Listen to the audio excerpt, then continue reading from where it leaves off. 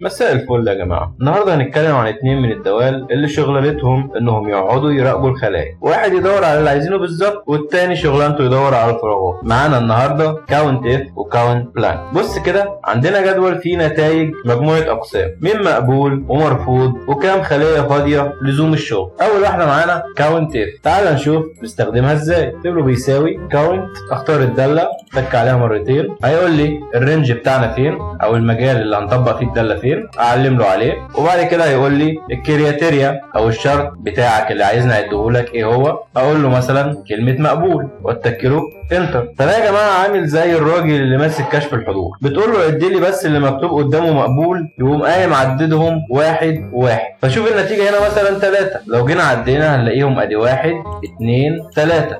الله اكبر عليك! ايه الحلاوة دي؟ ايه الحلاوة دي؟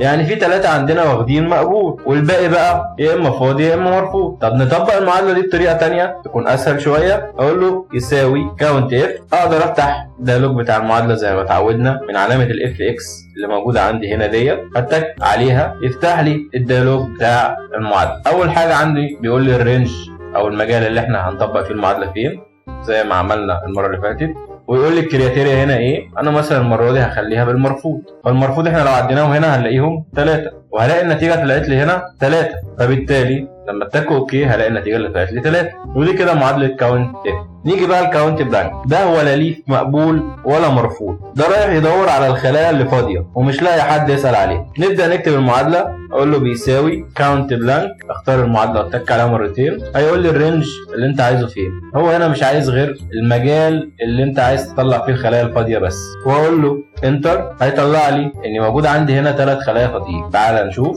ادي واحده وادي الثانيه وادي الثالثه. مجرد ما انا كتبت في واحده فيهم اي حاجه اصبحت كاونت بلانك، ما تاخدهاش معاها في الحسبان. فالخلاصه لو عايز تعد خليه بشرط معين نستخدم عندنا كاونت اف. لو عايز تعرف في عندك كام خليه فاضيه ومستنيه كلمه تتحط فيها نستخدم كاونت بلانك. ودلوقتي لو الفيديو عجبك ما تسيبش القناه فاضيه زي الخلايا اللي قدامنا ديت، اضغط لايك وشير سبسكرايب واستنانا في فيديوهات تانية. سلام.